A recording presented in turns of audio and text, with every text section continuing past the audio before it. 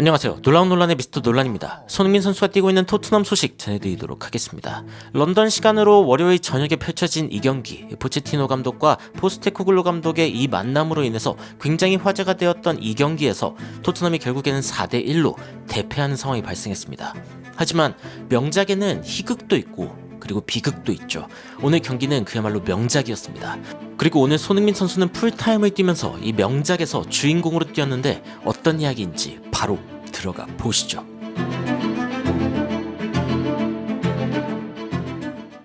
토트넘의 이번 경기 상대는 리그 13위에 있었던 첼시, 현재 굉장히 부진하고 있다라는 평가를 받는 팀이었지만 그래도 경기력 자체는 뭔가 괜찮지만 결과를 못 가져오고 있다라는 평가를 받고 있었습니다.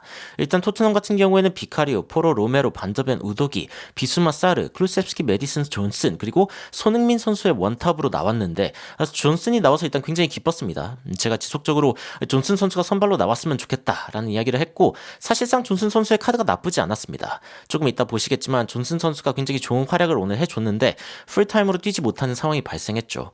그리고 토트넘은 초반 6분 만에 골을 뽑아내면서 굉장히 좋은 스타트를 알렸습니다. 클루셉스키가 이제 슈팅을 했는데 이게 굴절이 되면서 결국에는 골대 안으로 이제 들어가게 되는 그런 상황이 됐습니다. 그 수비수를 맞고 굴절이 된 것인데 굉장히 빠른 시간에 골을 뽑아냈을 때만 해도 일단 방심할 수는 없다라는 생각이 들었습니다. 왜냐면 상대가 일단 첼시이기 때문에 그래서 일단 지켜보자라는 생각이 들었고 일단 상대 수비수를 맞고 굴절된 이공 BBC 같은 경우에는 로버트 산체스 이 상대 키퍼가 전혀 기회가 없었다. 막을 기회가 없었다. 당연히 역방향으로 뛰고 있는 상황이었기 때문에 뭐 이거는 뭐 막을 수가 없는 그런 상황이었다고 이야기할 수 있겠죠. 그리고 BBC에서는 일단 토트넘이 첫 번째로 득점을 했다, 선제골을 득점했다 하면은 보통 이겼다 이겁니다. 그리고 포스테코글루 감독이 홈 경기에서 유독 강한 모습을 보여줬기 때문에 이번 경기도 토트넘의 승리로 흘러갈 것이다 라고 이야기하는 그런 BBC의 모습을 볼 수가 있었는데 하지만 전문가들이 그렇게 예측해도 일단 첼시가 위협적인 모습을 11분에 보여줬습니다. 이 비카리오의 좋은 선방으로 인해서 가까스로 막아낸 공들이 전반 초반에도 꽤 있었습니다. 그리고 이제 13분 장면인데 손흥민 선수가 이제 들어가는 장면 그리고 존슨을 향해서 이제 공이 전개되는 장면이고 존슨이 공을 받아가지고 손흥민 선수한테 패스를 했는데 이게 손흥민 선수가 약간 옵사이드였다 라고 판정을 받으면서 손흥민 선수의 완벽한 피니시가 결국에는 옵사이드가 됐습니다. 굉장히 아쉬운 상황이었고 손흥민 선수의 이 전매 특허 원터치 요즘에 계속 이런 식으로 골을 넣고 있는데 여러분들 많이 보신 장면이죠 이번 시즌에. 그런데 이제 VAR을 체크해 보니까 일단 옵사이드였다.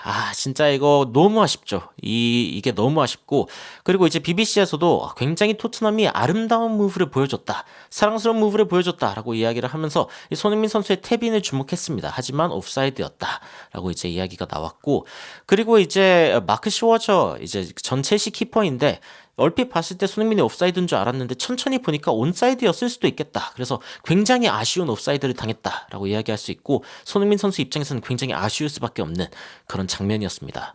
토트넘이 흔들리기 시작한 것은 사실 전반 18분부터인데 우도기가 레드카드를 받을 뻔했습니다. 이 발바닥을 든 채로 태클을 했다라는 이유로 이제 한 번에 퇴장을 당할 뻔한 정말 최악의 상황이었는데 이 상황을 넘어갔습니다. 일단은 옐로카드 선에서 정리가 됐고 근데 그 다음 문제는 21분에 발생했습니다. 이 상황이 이제 스털링이 이제 뭐 우당탕탕 하면서 골을 넣었을 장면인데 근데 일단 스털링의 골은 취소가 됐죠. 핸드볼로 인해서 일단 뭐 공격 시퀀스 중에 핸드볼이 들어갔기 때문에 일단 뭐 무효가 됐고 그런데 이제 로메로가 상대방의 발을 이제 밟았다. 그러니까 공을 걷어내려고 하면서 이 스터드를 든 채로 상대의 발목을 찍었다. 이 부분 때문에 이제 파울 선언이 됩니다. VAR 끝에 이게 파울 선언이 되고 로메로는 바로 레드카드를 받게 되는 충격적인 상황이 발생하죠. 그런데 제가 이 상황이 발생할 것 같다라고 생각했던 게 그 전 장면에서 이제 로메로가 이렇게 누워있는데 이렇게 발로 차는 그러니까 뭐 굳이 찰 이유도 없었거든요. 그런데 로메로 선수가 일어나면서 상대 선수를 발로 차는 장면이 몇 분 전에 있었습니다. 그래가지고 이 장면을 보면서 혹시 오늘이 로메로의 그날인가? 이 로메로가 뇌절하는 그날인가? 라고 이제 불안감에 휩싸여 있었는데 아니라다 하니까 이런 상황이 터져버리니까 진짜 너무너무 속상했습니다. 이거 토트넘이 10명으로서 이제 첼시를 상대해야 된다. 이번 경기에 충격적인 드라마가 쓰여지고 있다라고 이야기한 BBC고 그리고 BBC 같은 경우에는 로메로 레드카드 받을만 했다라고 이야기를 합니다. 멍청한 태클이었다 라고 이야기를 하고 첼시는 페널티를 결국에는 갖게 되었습니다. 이런 상황 가운데 결국에는 이제 슛을 했는데 이것도 아쉬웠어요. 비카리오 키퍼가 이걸 막을 수 있었는데 이게 손 맞고 굴절돼서 들어가거든요. 이게 선방으로 이어지지 않은 게 사실 굉장히 아쉬웠고 결국에는 골이 터졌다. 콜 팔머의 페널티 골이 터졌는데 이번 더비 완전 드라마다라고 이제 이야기하고 있는 BBC의 모습을 볼 수 있습니다. 이런 상황 가운데에서 더 충격적인 상황이 발생하죠. 일단 로메로가 나갔으니까 다이어가 들어오고 제가 그렇게 원했던 존슨이 이 상황에서 빠지게 됩니다. 34분 만에. 야, 어떻게 상황이 이렇게 전개되나라고 생각이 드는데 토트넘이 과연 10명으로 어떤 모습을 보여줄까라고 이제 생각을 하고 있었거든요. 그런데 굉장히 높은 라인을 보여줍니다. 뭐냐? 일단 우리가 선수가 적더라도 높은 라인을 유지하겠다. 아니, 더 높은 라인을 만들겠다. 사실은 토트넘이 지금 더 높은 라인을 형성하고 있는 거거든요. 그런데 이런 상황에서 일이 터집니다. 야, 오늘 경기에서 사실은 제일 큰 출연입니다. 오늘 경기에 토트넘에게 몇 개의 비극이 발생했는지 잘 모르겠는데 그중 가장 큰 비극은 바로 이 장면입니다. 이 반더벤 선수가 뛰어가다가 햄스트링을 잡는 장면이죠. 이 햄스트링 부상은 일반적으로 빨리 회복할 수 있는 부상이 아닙니다. 그렇기 때문에 반더벤 선수가 한동안 토트넘에서 이제 못 뛰게 되었다. 사실상 1월까지도 못 뛸 확률이 높은 그런 상황이라고 저는 생각이 드는데 굉장히 속상한 상황이 발생했죠. 그래가지고 BBC에서도 이 장면에 주목했습니다. 토트넘에게 엄청나게 불운이 닥쳤다. 반더벤이 지금 햄스트링을 지금 당기게 된 상황이고 엄청난 고통을 호소했다라고 이야기를 했습니다. 그래가지고 결국에는 이제 반더벤까지 빠지게 된 상황이고 손흥민 선수와 메디슨이 이야기를 하는데 당연히 로메로도 빠졌고 반더벤도 빠졌는데 이제 표정이 밝을 수가 없는 상황이고 근데 놀라운 점은 에릭 다이어를 넣고도 이제 토트넘이 높은 라인을 유지합니다. 그런데 제가 이 상황에서 솔직히 다이어한테 좀 사과를 하고 싶습니다. 다이어는 사실상 토트넘의 수비 구멍이다. 그리고 사실은 굉장히 느린 선수고 그리고 안 좋은 선수라는 평가를 많이 받습니다. 다이어의 장점이 있기는 하지만 현재의 토트넘 체제에는 굉장히 맞지 않는 선수인 것도 사실이고요. 그런데 이번 경기에서 다이어가 보여준 모습을 보면은 솔직히 그렇게 비판하기가 어렵습니다. 다이어가 일단은 자신이 느린 거를 아니까 자신의 무게중심 자체를 애초에 토트넘 진영에 두고 운영하는 플레이를 계속적으로 보여줍니다. 근데 이 장면은 경기 내내 볼 수 있는 장면이고 그리고 실제로 이런 모습을 통해서 좋은 선방을 보여주기도 했습니다. 이 선방 장면인데 다이어가 이제 니콜라스 잭슨 쪽으로 계속 공이 갈 거를 알고 있기 때문에 스털링과 이제 니콜라스 잭슨을 통한 역습이 올 걸 알고 있기 때문에 애초에 빨리 달리는 그런 선택을 합니다. 그러면서 이제 계속 막아내는 모습을 보여주고 다이어가 그래 포스테코글루 감독 체제에서 그래도 배운 게 있구나 라는 생각이 드는 그런 장면 중에 하나였죠. 이 49분 장면에서도 살펴보면 다이어가 낮게 자신의 무게중심을 유지한 채로 빠르게 달려나갈 준비를 하고 있는 걸 볼 수 있습니다.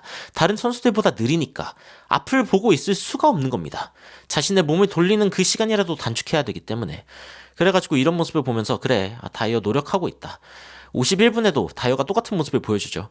나 뛸 거야. 너 앞쪽으로 이제 공을 던지면은 나 무조건 뛸 거야. 지금 다이어가 그런 모습을 보여주고 있는 거고. 그리고 첼시는 지속적으로 토트넘의 뒷 공간을 노리기 위해 노력하는 모습을 보여줬습니다. 그런데 하프타임이 됐을 때 이제 첼시 키퍼인 마크 슈워처가 그런 이야기를 합니다. BBC 라디오에서 그런 이야기를 하죠. 이게 11대 10으로 그대로 이제 유지되면은 굉장히 놀랄 것이다. 굉장히 치열한 경기다라고 이야기를 하는데 당연히 이제 경기 막판에 제임스가 이제 우도기한테 엘보우를 날리는 장면이 있었고 이게 레드카드로 이어질 뻔했거든요. 그래서 양 팀의 경기가 굉장히 치열한 상황이기 때문에 11대 10으로 지속될 것 같지 않다. 첼시에서도 퇴장다가 발생할 수 있다. 이런 식으로 이제 이야기를 했는데 상상도 못한 상황이 터졌습니다. 무슨 상황이 터졌냐? 여러분들 다 알고 계시죠? 우도기가 태클을 하면서 결국에는 빠지게 됐습니다. 자, 이 장면에서 분명히 우도기 탓하는 사람들이 있을 겁니다. 그런데 일단 우도기는 전투적으로 플레이를 했고 그리고 공을 갖기 위해서 노력을 한 겁니다. 자신이 옐로카드를 갖고 있었기 때문에 사실 더 노련하게 플레이를 해야 됐을 수도 있습니다. 그런데 그런 요구를 하기에는 일단 우도기는 너무 어리죠. 그래서 일단은 결국엔 한 명 더 퇴장을 당했고 그런데 이 상황에서 손흥민 선수의 반응이 저는 굉장히 인상적이었습니다. 무시할 수도 있고 그냥 화를 낼 수도 있는데 안아주면서 그래 너 수고했다. 그리고 이제 받아들이는 거죠 운명을. 그래 이제 토트넘은 9대 11이다. 2명 더 적은 상태로 플레이를 해야 된다라는 걸 이제 직감할 수밖에 없는 상황이고 이 상황에서 비카리오가 굉장히 좋은 모습을 보여줬습니다.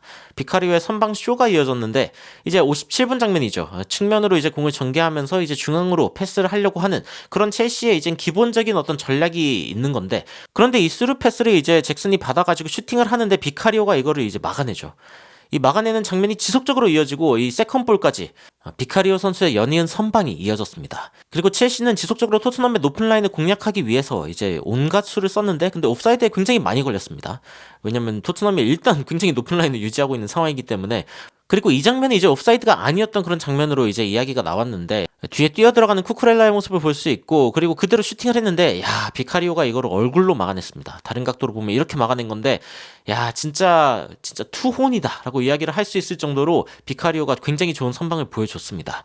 그뿐만 아니라 토트넘 수비진들도 굉장히 열심히 하는 모습을 보여줬고, 이렇게 쓰러지는 비카리오의 모습도 있었는데, 이 장면을 보면서 이제 BBC에서도 비카리오는 굉장히 잘했다, 너무나 중요한 세이브를 많이 했다 라고 이야기를 했습니다. 그리고 게리 네빌 같은 경우에는 지금 젊은 선수들이 너무 많다, 첼시 같은 경우에는 좀 더 인내심을 갖고 빌드업을 해야 된다, 뭐 이런 이야기를 하기도 했습니다. 역시 게리 네빌은 토트넘에 대한 좋은 이야기를 할 데가 없어요. 항상 거의 뭐 첼시 편에 서서 이야기를 하는 그런 모습을 보여줬고, 라힘 스털링을 필두로 하는 어떤 역습이죠. 그리고 다시 한번 니콜라스 잭슨이 이제 마무리하는 그런 그림을 노리는 건데, 결국에는 이게 통하면서 스털링이 중간으로 주고 니콜라스 잭슨이 마무리를 하면서 결국에는 추가골이 터졌습니다. VAR로도 체크를 했는데 온사이드다 라고 이제 판단이 났고, 여기가 지금 이 선수가 아니라 이 선수입니다. 위쪽에 있는 요 선수고, 결국에는 토트넘이 2대1로 끌려가는 상황이 됐습니다. 이런 상황에서 토트넘은 더 공격적으로 나설 수밖에 없죠. 77분 상황이고, 그리고 토트넘은 이제 부족한 선수들의 수가 부족한 상황에서도 지속적으로 공격하려고 하는 모습을 보여줬습니다. 그리고 실제로 그게 결과로 이어질 뻔했죠. 크로스가 날라와가지고 벤탄쿠르의 머리를 맞고, 그리고 이게 뒤로 흐르면서 다이어가 슈팅 기회를 얻었습니다. 그리고 다이어가 이거를 이제 집어넣습니다. 진짜 좋은 골이었거든요. 그런데 야, 이것도 간발의 차이로 옵사이드. 이게 지금 보면은 뭐 이 선수랑 비교를 하게 돼가지고 옵사이드가 뭐 너무 분명해 보이기는 하지만, 근데 잘 보면은 여기에 카이세도 선수의 발이 있습니다. 그렇기 때문에 어떻게 그어 보면은 이제 옵사이드가 아닐 수도 있겠다라고 생각을 했는데, 간발의 차이로 옵사이드였습니다. 이 부분도 이제 너무 아쉬웠죠. 이게 골이 들어갔더라면 이제 동점이 되면서 토트넘의 기세를 끌어올릴 수 있는 상황이었는데, 너무 아쉬운 상황이었다 라고 이야기를 할 수 있는 부분이고, 마크 슈워처 같은 경우에는 정말 좋은 피니시였다, 다이어가 보여준 피니시는 정말 좋았다, 물론 옵사이드였지만 극찬을 일단 했습니다. 그리고 이제 정규 시간 6분 남은 상황에서도 왠지 토트넘이 질 것 같지 않다, 뭔가 반전이 있을 것 같다라고 이야기할 정도로 이 토트넘이 진짜 임전 무퇴 정신을 보여줬다라고 이야기를 할 수 있을 것 같은데, 84분 장면입니다. 토트넘이 다시 한번 공격 전개를 하는 모습이고, 이 상황에서 이제 측면에 있는 로얄에게 공이 갔는데 로얄이 여기에서 이제 쓰러지면서 프리킥을 한 번 더 얻어냈습니다. 토트넘에겐 굉장히 중요한 찬스고, 이 상황에서 이제 프리킥을 했는데 이게 벤탄쿠르의 머리에 굉장히 아쉽게 맞았습니다. 이게 좀 제대로 맞았으면 이렇게 앞으로 갔을 텐데, 너무 이제 들어가가지고 맞아가지고 이게 땅을 찍고 나가버렸습니다. 오히려 이제 들어간 거는 벤탄쿠르 자신이었고, 이것도 너무 아쉬웠죠.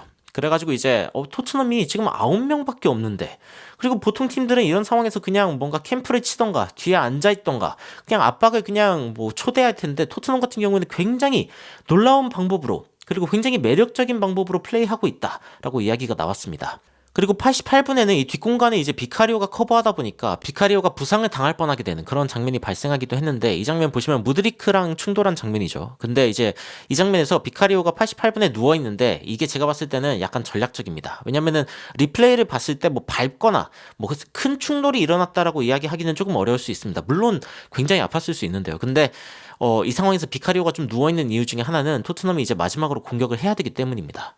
시간을 좀 벌어준 거죠. 그리고 골키퍼가 누워있으면은 뭐 빼고 진행을 할 수도 없기 때문에, 비카리오가 이제 좀 누워있다가 토트넘 선수들이 좀 숨을 골랐을 때 다시 일어나는 그런 모습을 보여줍니다. 무드리크는 옐로카드를 여기서 받았죠. 그리고 이제 이 장면에서 등장해야 되는 선수가 바로 손흥민 선수입니다.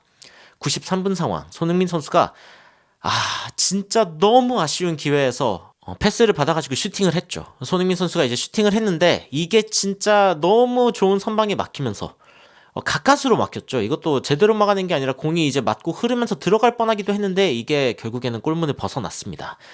그리고 그 다음은 여러분들이 아시는 그대로입니다. 니콜라스 잭슨의 연속골이 터지면서 3대1, 4대1로 격차가 벌어졌고, 그리고 손흥민 선수는 자신의 골이 들어가지 않으면서 동점이 되지 않은 것에 대해서 굉장히 아쉬워하는 그런 모습을 보였습니다. 그리고 이제 니콜라스 잭슨이 뭔가 셀러브레이션을 하고 있을 때 포체티노 감독이 그냥 들어와라, 그렇게 뭐 자랑스러워할 만한 그런 상황 아니다, 빨리 들어와라 라고 이제 이야기하는 그런 모습을 보이기도 하죠. 오늘 경기는 결국에는 그렇게 4대1이라는 스코어로 끝났습니다. 그런데 토트넘 팬들은 그 응원가가 어느 때보다 컸고, 그리고 해외 반응에서도 야, 진짜 수비 미쳤다, 나 너무 좋다, 콘테의 테러리즘 축구보다는 훨씬 낫다, 나 이 팀에 대해서 너무 자랑스럽다, 우리 아이들 진짜 밝은 미래가 있다, 나는 첼시가 진짜 우리 팬들이 계속 응원가를 부르는 걸 들으면서 소름 돋았으면 좋겠다. 나 진짜 안제 포스테코글루 굉장히 오랫동안 서포트 해왔는데 이건 아무것도 아니다. 그냥 과속방지턱 한 번 만난 거다. 우리는 언젠가는 이기거나 아니면 언젠가는 비기고 그렇게 할 거지만 이 프로젝트는 지속적으로 계속될 것이다.